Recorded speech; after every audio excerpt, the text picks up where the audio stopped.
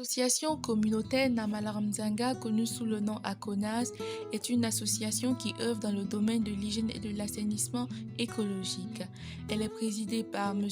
Kéré Pierre, qui est un très grand activiste dans la promotion de l'agroécologie. L'association mène comme activité la collecte et le recyclage des urines et des fesses issues des latrines écossanes. Ces types de latrines sont les latrines qui séparent les urines et les fesses. Notre association a été créée depuis 2008 dans le but de promouvoir l'hygiène et l'assainissement écologique, surtout dans les quartiers nouvellement lotis et la zone périphérique de Ouagadougou. Les urines sont collectées au niveau des ménages toutes les 2 semaines et transportées sur le site pour leur hygiénisation.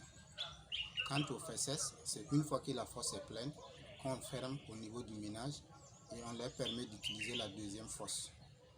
Et après les 6 mois, nous allons vider la fosse et nous amener ça sur le site pour être en tout cas débarrassé de tout ce qui est chaud et la transformation en engrais. C'est-à-dire le système d'hygiénisation ou de compostage quand on veut. Par exemple, pour les urines, il faut au minimum 45 jours pour qu'elles soient hygiénisées. Et pour les fesses, 6 mois. Après ces 6 mois, les fesses deviennent l'équivalent du MPK et les urines l'équivalent de l'urée. Nous allons vous présenter, comme je le disais, une petite démonstration. Mais elle demande quand même un peu de protection, comme on dit. Il faut surtout des gants de ménage.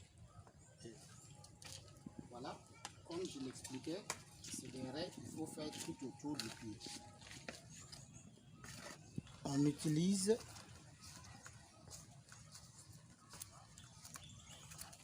à peu près 0,25 par pied. On referme les raies pour qu'à l'arrosage, l'eau ne puisse pas l'amener hors de la destination souhaitée. Voilà. Donc après avoir fait ça, on apporte de l'eau.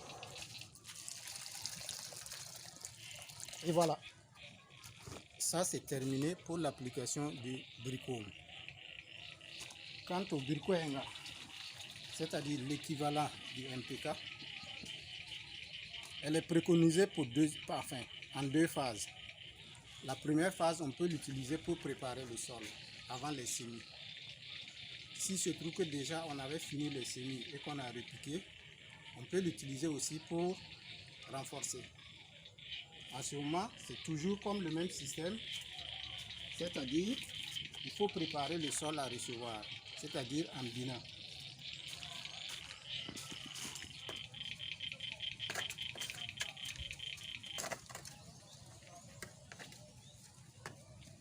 Et son utilisation, on demande 200 grammes à peu près par pied.